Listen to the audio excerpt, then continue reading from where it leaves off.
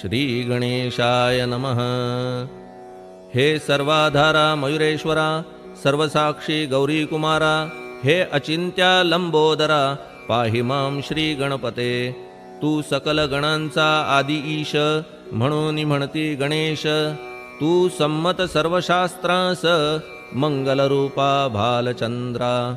हे शारदे वाग्विलासिनी, तू शब्दसृष्टीची स्वामिनी।